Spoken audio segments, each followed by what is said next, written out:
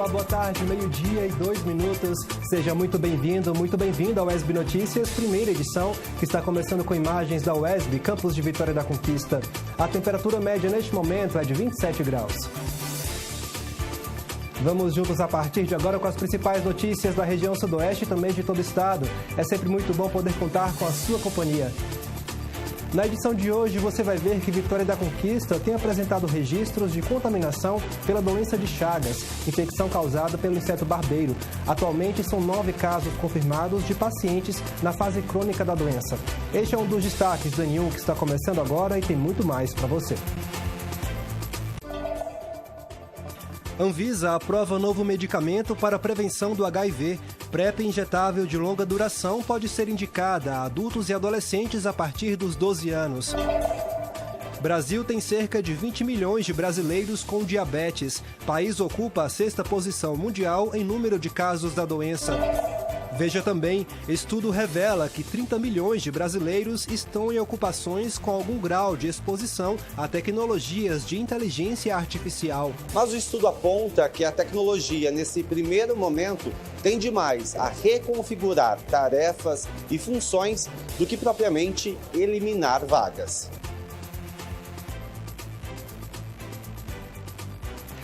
E você pode participar com a gente enviando sua mensagem para o nosso WhatsApp pelo número 7734248766 ou então poste o seu comentário nas redes sociais com a hashtag UN1. Hoje é quinta-feira, 19 de fevereiro. O UESB Notícias, primeira edição, está começando.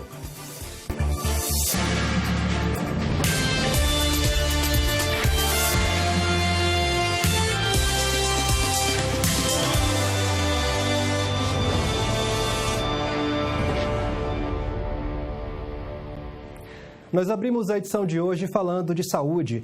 A doença de Chagas é uma infecção causada pelo parasita Trypanosoma cruzi, transmitida principalmente pelas fezes do inseto barbeiro. Vitória da Conquista tem apresentado registros de contaminação. Atualmente, o município conta com 9 casos confirmados de pacientes com a doença na fase crônica. Saiba mais a reportagem de Larissa Lins. A doença de Chagas é conhecida pela sua relação com o principal transmissor, o barbeiro.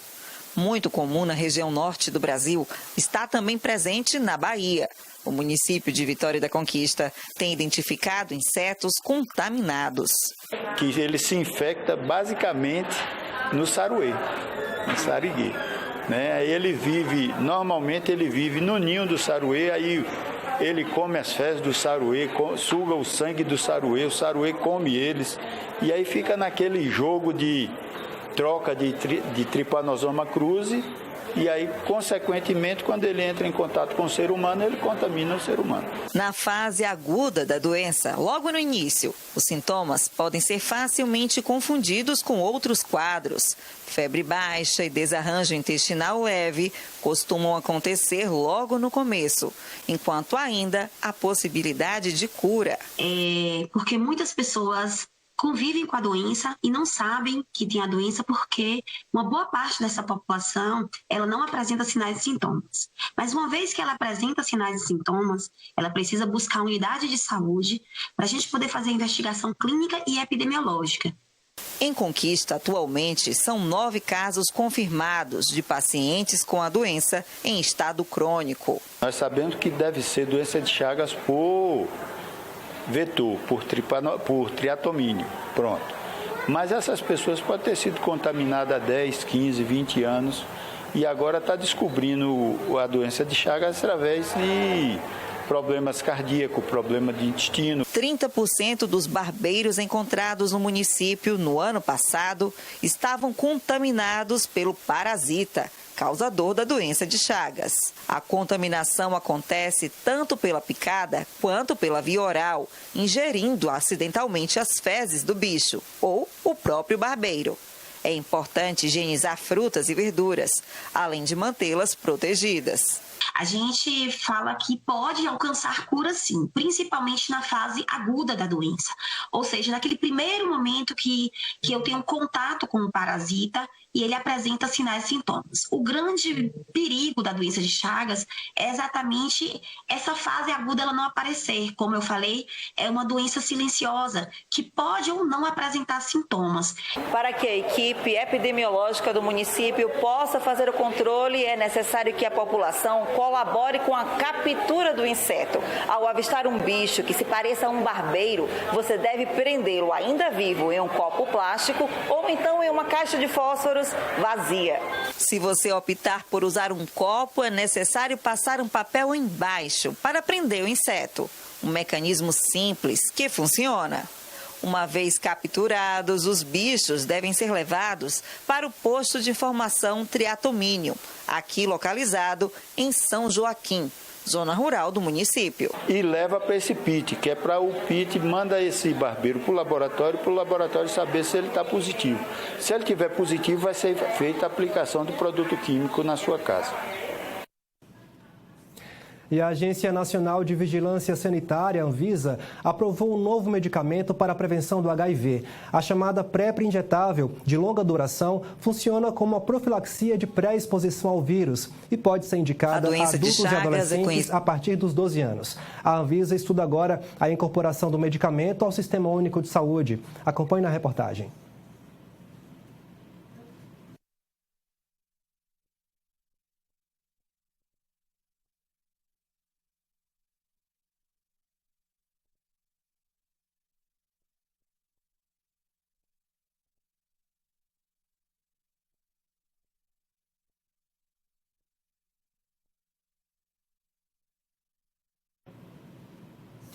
Bom, nós tivemos um pequeno problema técnico. Nós vamos agora para um pequeno intervalo de tempo. Daqui a pouco a gente volta e traz mais informações para você. Não sai daí, é bem rapidinho. Não sai daí.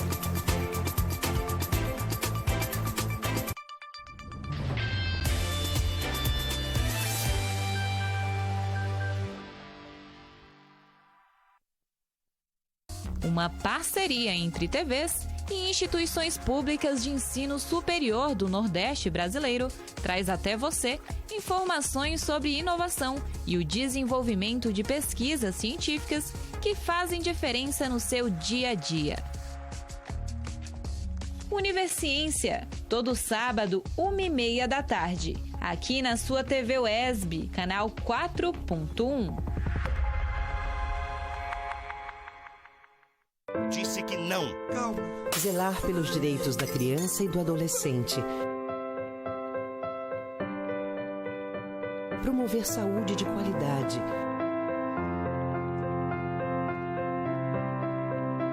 Lutar contra a violência doméstica. Proteger o meio ambiente. Combater a corrupção. É defender a sociedade. O Ministério Público existe para defender os direitos do cidadão e lutar por uma sociedade mais justa. Ministério Público do Estado da Bahia, guardião da cidadania. Você sabia que na UESB você pode fazer graduação, especialização, mestrado, doutorado e pós-doutorado sem pagar nada? A UESB é uma universidade pública e gratuita, mantida com os impostos arrecadados pelo governo do estado da Bahia e que oferece mais de 90 opções de cursos. Vem pra a UESB é para você!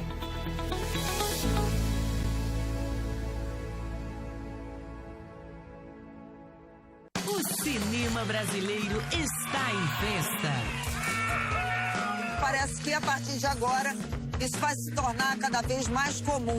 Celebrando um momento de grande reconhecimento mundial. Opa, chegamos aqui. Discurso. Speech. You speak English? A little bit. Let's go, girl. Na TV Brasil, sempre acreditamos na força das nossas histórias. E o espaço para filmes nacionais é garantido. É por causa de vocês e do amor que vocês têm por mim. Obrigado, do fundo do meu coração. Ainda estamos e sempre estaremos aqui. Na torcida pelos nossos talentos. Pelo nosso cinema.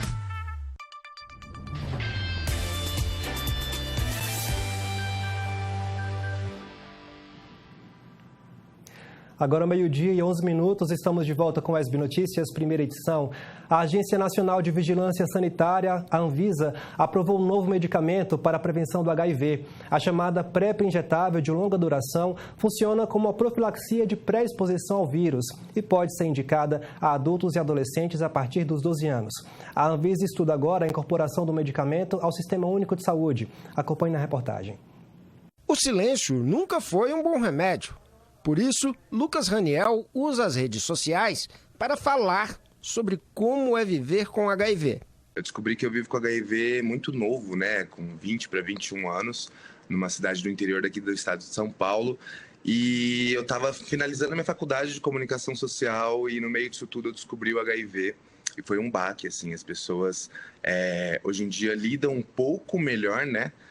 Com um diagnóstico, mas ter descoberto HIV naquela época, numa época que ainda não tinha tanta informação e tantas pessoas, né, falando nas redes sociais sobre esse assunto, foi meio que assustador mesmo. A primeira coisa que a gente vincula na nossa cabeça, na nossa memória, é o caso do Cazuza, Freddie Mercury, e aí já vem aquela sensação de morte, né, junto com o diagnóstico. E aí o nosso papel como comunicador, falando das nossas vivências com HIV, ajudam muito na redução do estigma e do preconceito, né, na sociedade. Desde o dia 12 de janeiro, a Anvisa aprovou o uso da PrEP injetável de longa duração na prevenção ao vírus HIV.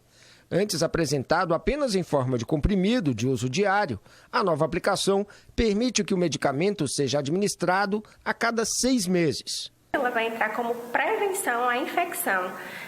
Então, ainda é uma realidade um pouco distante dos municípios, né? A gente recebe os insumos de prevenção direto do Ministério da Saúde.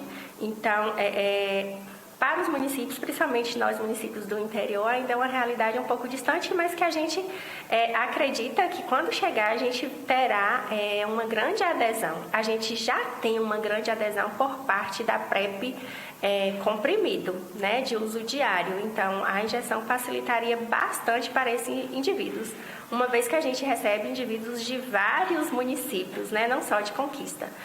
No momento, a gente tem 628 pacientes que retiram a PrEP com a gente aqui no serviço, né? E essa demanda a cada mês só aumenta, né? De fato, é uma ferramenta inovadora do Ministério da Saúde que tem resultados positivos, né?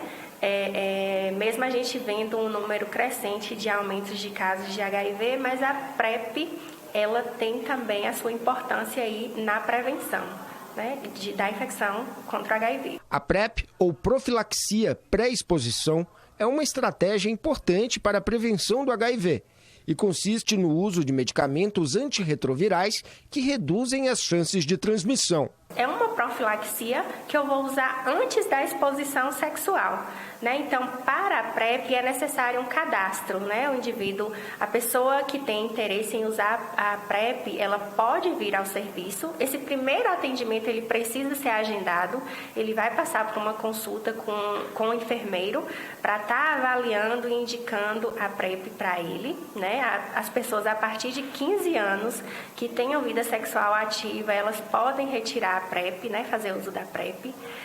Então, essa pessoa pode vir ao serviço ou ligar para agendar esse primeiro atendimento para ele estar retirando a PrEP. Poucos dias depois da aprovação da Anvisa, a Fiocruz confirmou que está à frente de um estudo para avaliar a incorporação do medicamento de prevenção ao Sistema Único de Saúde.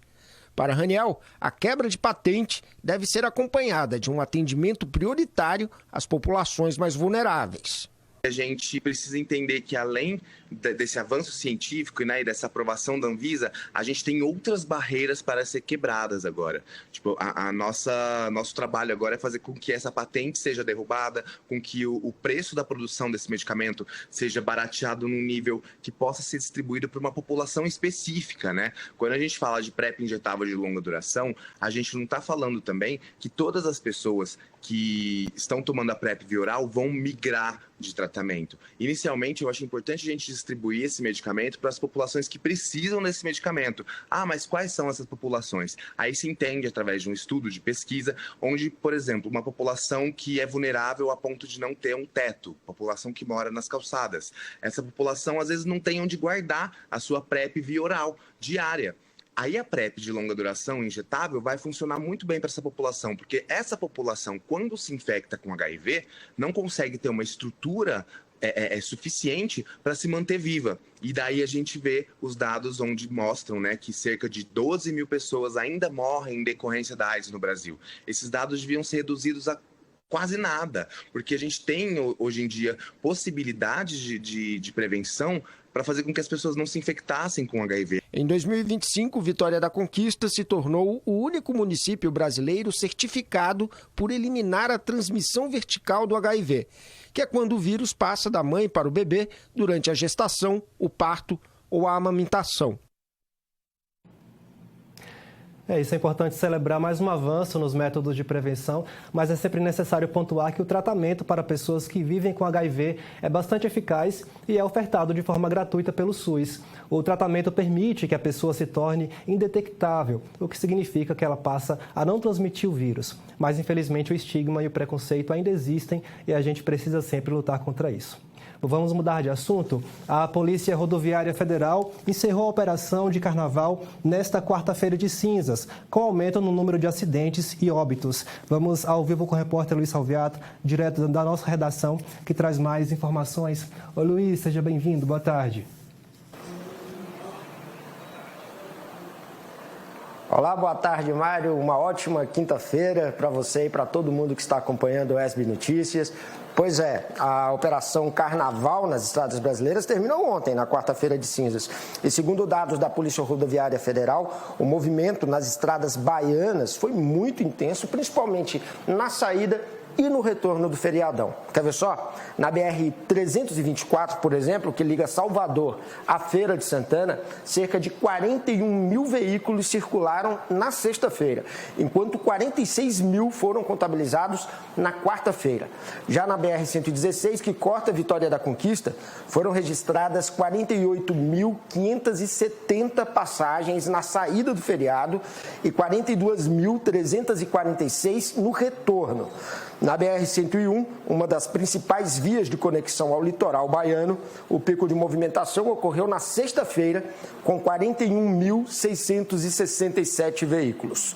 Durante a operação foi registrado aumento no número de acidentes e de óbitos. Foram 64 acidentes este ano, contra 40 registrados no ano passado.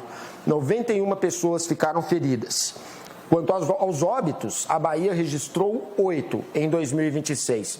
E foi o caso do acidente que deixou 3 pessoas da mesma família mortas na sexta-feira.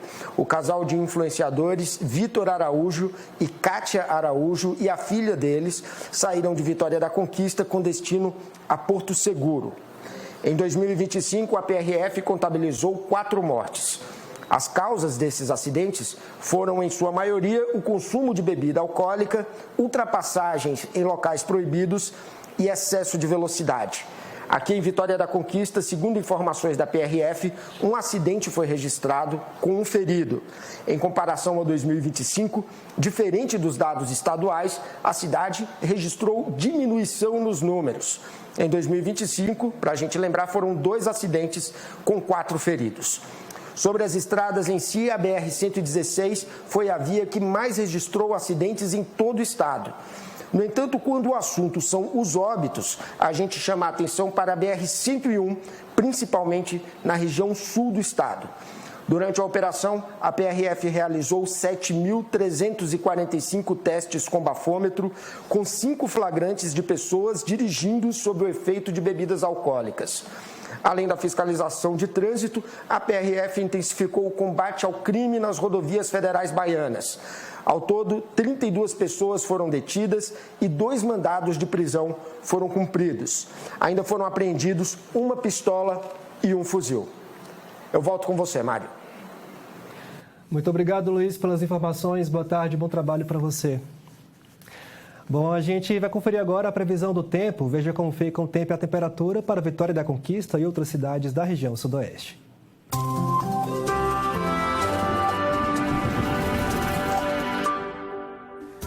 Quinta-feira de céu parcialmente ensolarado em Vitória da Conquista. No entanto, a cidade está em alerta amarelo para chuvas. Segundo o INMET, o Instituto Nacional de Meteorologia, Conquista pode registrar chuva entre 20 e 30 milímetros hora ou até 50 milímetros dia, além de ventos intensos. Ainda assim, é baixo o risco de corte de energia elétrica, queda de galhos de árvores, alagamentos e descargas elétricas. A noite por aqui fica clara em sua maior parte. A temperatura mínima fica na casa dos 19 graus e a máxima em 29. Amanhã, sexta-feira, a expectativa é de que a cidade registre chuvas fortes durante o dia, com diminuição de intensidade à noite. Mínima de 20 e máxima podendo atingir os 32 graus. No sábado, a chuva deve continuar. Dia com chuvas pesadas e noite de chuvas mais leves. Os termômetros marcam a mínima de 19 e a máxima de 26. Acompanhe agora como fica a previsão para outras cidades do sudoeste baiano. Em Itapetinga, quinta-feira chuvosa. Noite clara, no entanto.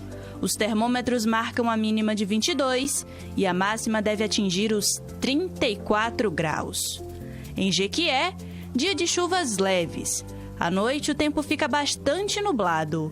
Mínima de 23, máxima de 33. Em Caraíbas, a quinta-feira deve ser de sol. Noite parcialmente nublada, no entanto. A temperatura mínima por lá é de 21 e a máxima de 33 graus.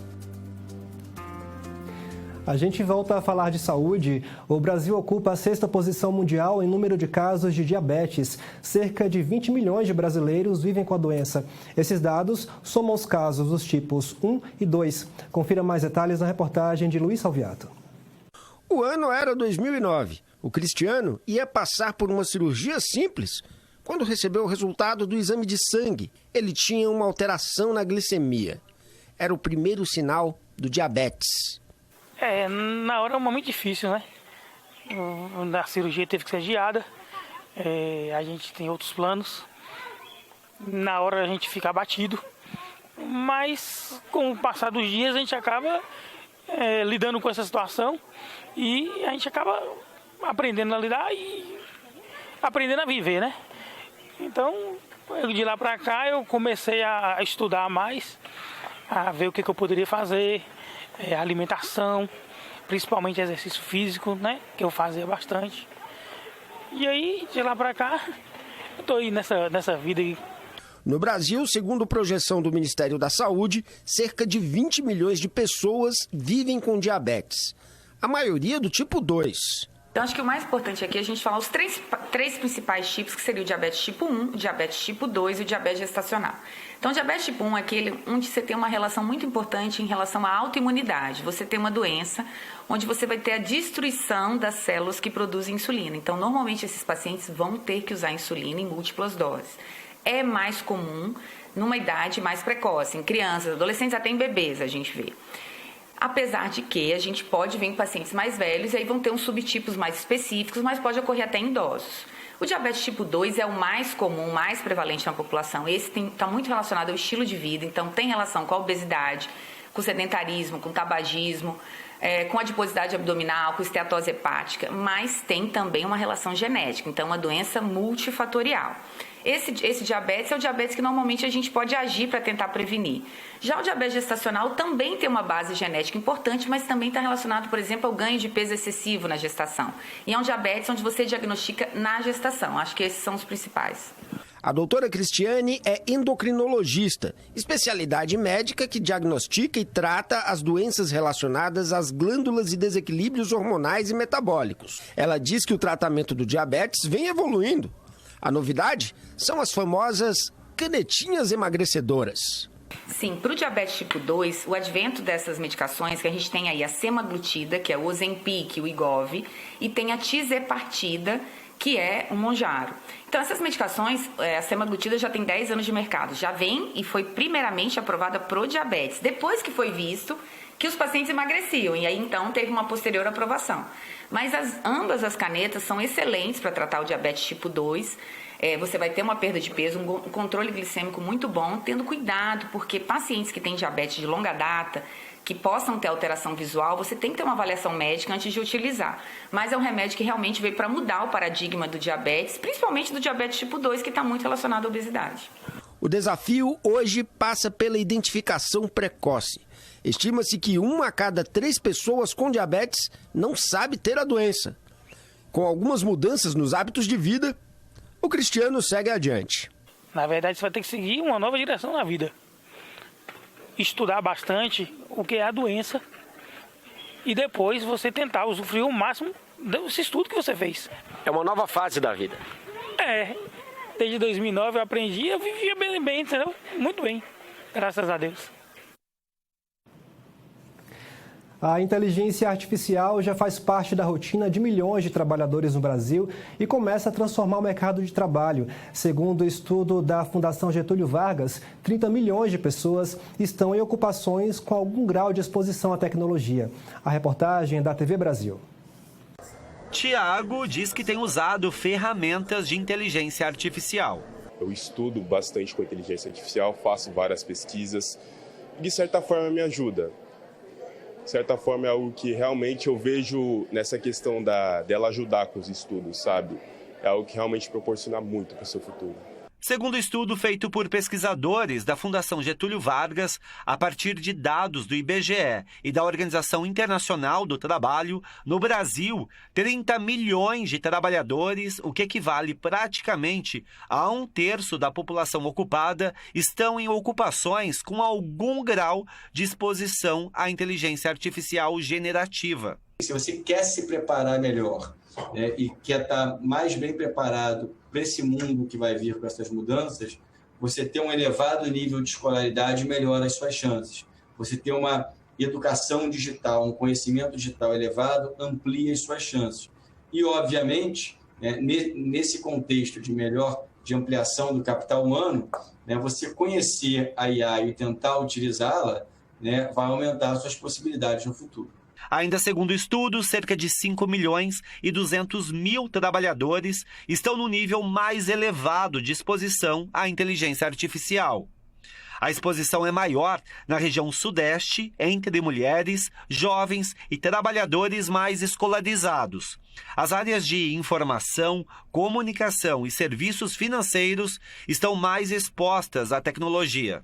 Uma das grandes preocupações quando o assunto é inteligência artificial é com a manutenção dos empregos. Mas o estudo aponta que a tecnologia, nesse primeiro momento, tende mais a reconfigurar tarefas e funções do que propriamente eliminar vagas. Em determinadas funções, ela vai conseguir reduzir a heterogeneidade do trabalho. Pega, por exemplo, o atendimento de call center, a IA pode auxiliar um atendente que teria uma qualidade de atendimento baixo. Com o uso da IA, ele consegue ter um atendimento quase tão bom quanto aquele atendimento que já era realizado por uma pessoa que naturalmente sabia fazer. Então, a IA, dependendo da atividade, ela vai ser uma geradora de desigualdade e, dependendo da atividade, ela pode reduzir isso, ampliando a produtividade dos trabalhadores menos produtivos.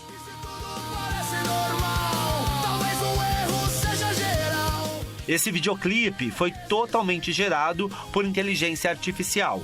A banda também. Apenas a letra foi composta por um humano. O experimento é desse professor de tecnologia, que foi entrevistado no Repórter Brasil Podcast. A gente está tentando responder uma pergunta, né? O quanto a automação tecnológica da vinda de IA efetivamente vai conseguir ocupar espaços do trabalho que a gente conhece convencional, né, ligado a vários setores, né? Eu peguei a música, mas poderia ser outros setores, né? A gente poderia, pessoas que trabalham no escritório, gente que faz filme, né? Tem outras áreas. O que os pesquisadores não têm dúvida é da necessidade de estar preparado para as mudanças, com capacitação, diálogo social e políticas que ajudem na transição para novas formas de trabalho. Por meio do edital 036/2026, a UESB convoca os aprovados no processo seletivo de acesso e inclusão para a etapa de matrícula, que será realizada entre os dias 23 e 25 de fevereiro nas secretarias de cursos de seus respectivos campos. Durante o período de matrícula, os convocados para as vagas de pessoa com deficiência deverão realizar a avaliação técnica pela equipe médica da UESB. As avaliações individuais devem ser agendadas pelo e-mail avaliacão.pcd@uesb.edu.br e serão realizadas presencialmente no campus de Vitória da Conquista. A documentação necessária para os procedimentos pode ser encontrada no edital de convocação disponível no site da instituição e a lista de convocados pode ser conferida na portaria 065/2026. Caso haja alguma dúvida, basta entrar em contato pelo e-mail pse@uesb.edu.br. As informações são da Assessoria de Comunicação da UESB. A gente vai agora para mais um intervalo aqui no UESB Notícias. É bem rapidinho, não sai daí. A gente volta já já.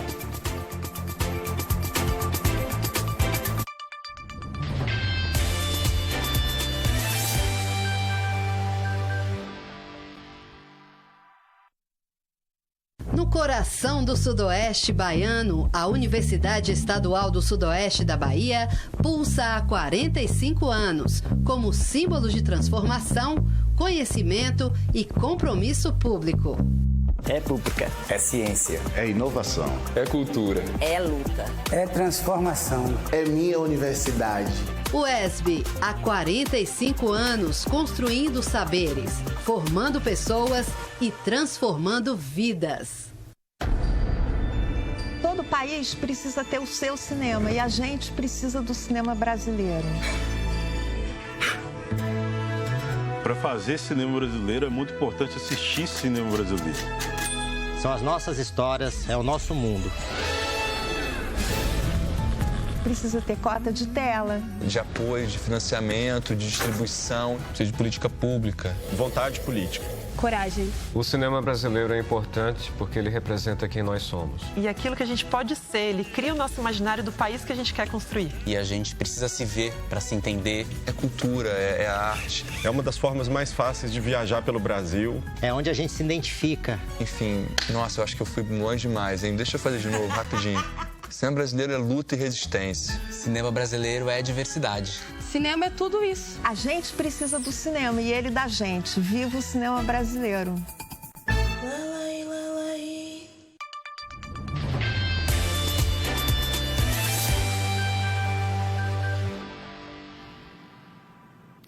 Estamos de volta com o UESB Notícias, primeira edição.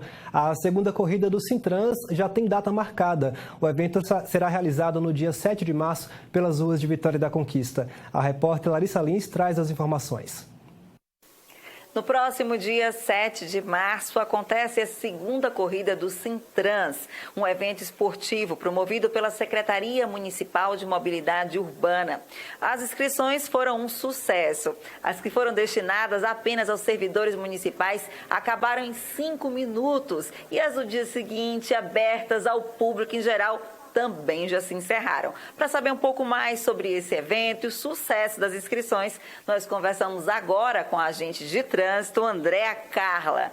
Tudo bem, Andréa? Seja bem-vinda ao nosso programa. Eu queria entender por que tão rápido assim, não deu nem para quem quis. Com certeza, sucesso total, né? Nós já estamos na segunda edição e assim como a primeira, que foi sucesso, é um desafio.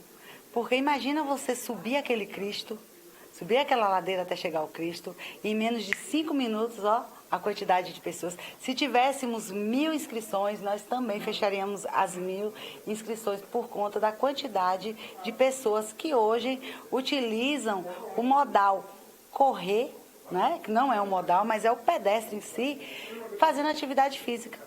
Então, a saúde em primeiro lugar, depois vem aí a paisagem bonita do Cristo de Mário Cravo aqui em Vitória da Conquista e vai acontecer no final da tarde, não é no começo da manhã, não. Fala um pouquinho sobre esse percurso. Quem não se inscreveu, mas quiser participar do evento assistindo, apoiando, pode? Com certeza deve. É um lugar lindo, o pôr do sol do Cristo Mário Cravo é maravilhoso e assim a gente convida a família. As famílias, vamos ter várias brincadeiras, todas voltadas ao trânsito. Teremos pipoca, algodão doce, teremos vários serviços prestados à comunidade. Então, a gente convida toda a população, principalmente, leve seus filhos. Vamos ter um percurso para bicicletas. Olha que legal, um dia diferente. Vai ser sábado, dia 7 de março, a partir das 16 horas. E as inscrições, elas foram encerradas rapidamente, mas não deixe de ir não, leve sua família, vá fazer um sábado diferente. Bora dar mais detalhes aqui? Eu queria saber quais são as categorias, quem pôde se inscrever, quem é que está participando dessa corrida. Sim, a partir de 16 anos, essas pessoas serão os corredores, né? A partir de 16 anos e a idade aí fica a seu critério. Mulher, homem, todo mundo? Todo mundo está convidado. E quem tem preguiça de correr, vá caminhar, vá ver o pôr do sol, vá de bicicleta, vá de moto, vá de carro, mas vá. O importante é ir, porque é um evento voltado para a população com o intuito da gente falar do que é o trânsito, porque quando a gente fala de trânsito é muito fácil a gente falar, é só multa ou morte. Não, trânsito é vida. Nós estamos levando a população para entender um pouco mais sobre isso, através do lúdico, através do entretenimento e voltados para a saúde. E para não dizer que foi completamente gratuito, houve também a arrecadação de 4 quilos de alimento. A quem serão destinados esses alimentos arrecadados? Nós já temos aqui, serão 4 alimentos, né? Por sugestão, feijão, arroz, macarrão, açúcar, da cesta básica, alimentos da cesta básica, serão destinados à Casa da Vida, ao qual eles nos apoiam na corrida sem custo nenhum. Tá certo. Vamos finalizar a nossa entrevista aqui, convidando mais uma vez, reforçando ao pessoal que está nos assistindo aí de casa, para participar, pelo menos como espectadores dessa corrida. Com certeza. Vai ter banda, hein, gente? Vamos ter dança, vamos ter brincadeiras, vamos ter pista de bicicleta, joguinhos para criança, brincadeiras, pipoca, algodão doce. Vá conhecer um pouquinho desse lado que você desconhece, que é o lado do Sintrans, o lado que a gente fala sobre educação para o trânsito. Certinho, essa é a segunda corrida, vai ter terceira, pelo visto vai ter terceira. Queria saber esse ano, no total, quantos foram inscritos e a partir de que horas o pessoal deve chegar lá no Cristo de Mário Cravo?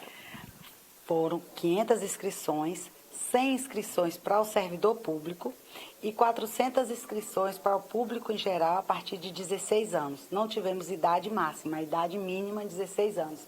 Então o convite é esse, gente. Vá visitar o Sintrans lá no Cristo Mário Cravo. A partir das 14 horas nós já estaremos por lá com barulho, com brincadeiras, com alongamentos, para a corrida começar exatamente às 16 horas. Muito obrigada. Então, você que não pôde se inscrever, pode participar aí do alongamento, do encerramento, apoiar quem está participando, levar a família e curtir esse evento no dia 7 de março aqui em Vitória da Conquista. Voltamos ao estúdio. Tá aí, que bacana. Bom, cientistas da Universidade Federal de Pernambuco desenvolveram uma tecnologia inovadora no programa de pós-graduação em Química. O método consiste em utilizar smartphones para identificar poluentes na água de forma mais rápida e acessível. Acompanhe na reportagem colaborativa do Universiência.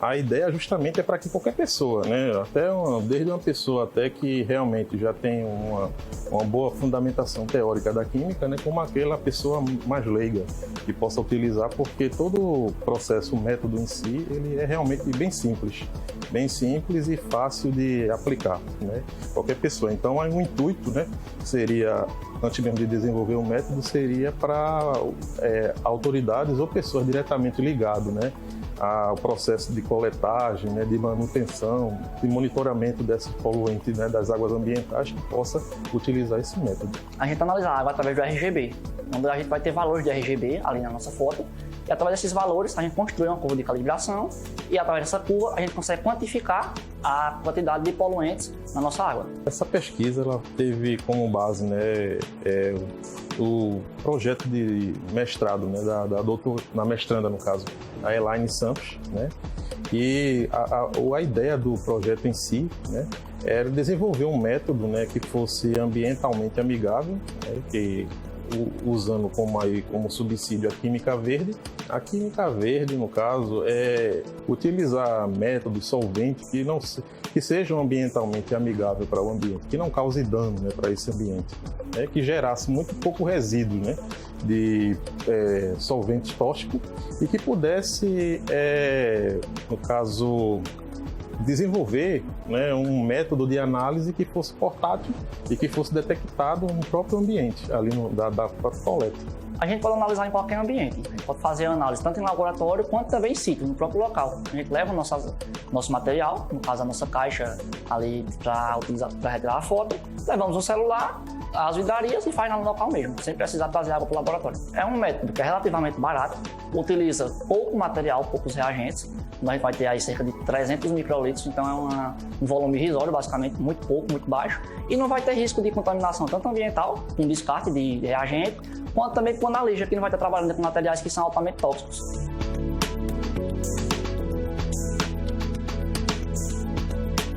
Então a gente retira uma pequena alíquota, cerca de 300 microlitros da nossa amostra, e colocamos na nossa placa. Então, para retirarmos a nossa imagem digital e vermos e fazermos a nossa curva de calibração, a gente vem para uma câmara escura, onde essa câmara contém LEDs para deixar a iluminação uniforme. Então, adicionamos aqui, ligamos nossos LEDs e fechamos nossa caixa para que não haja interação entre a luz externa com o LED que está aqui na nossa caixa. Então, aqui a gente vem com o smartphone, todo mundo hoje tem um smartphone, e utilizando o aplicativo, por exemplo, o Photometrics, a gente consegue capturar a nossa imagem aqui, pela câmera do smartphone, para que a gente possa fazer a nossa curva de calibração e quantificar a nossa amostra real, no caso a amostra que está contaminada. E a metodologia é relativamente fácil, então qualquer pessoa que for ali treinada por nós, aqui no laboratório ou por qualquer outro químico, consegue fazer essa metodologia. Uma vez que não vai trabalhar com equipamentos que são relativamente caros, a gente vai trabalhar com smartphone, então você pode usar o seu próprio smartphone e a metodologia é bem simples, rápida e prática. Essas e outras pesquisas você confere no Univerciência todos os sábados, 1h30 da tarde, aqui na TV UESB. Bom, e o UESB Notícias, primeira edição, fica por aqui. Para rever os nossos telejornais, acesse nosso canal no YouTube. Para entrar em contato com a nossa produção, envie sua mensagem para o WhatsApp pelo número 7734248766. Outras informações você confere no UESB Notícias, segunda edição, às 6h30 da noite, com Marcelo de Souza.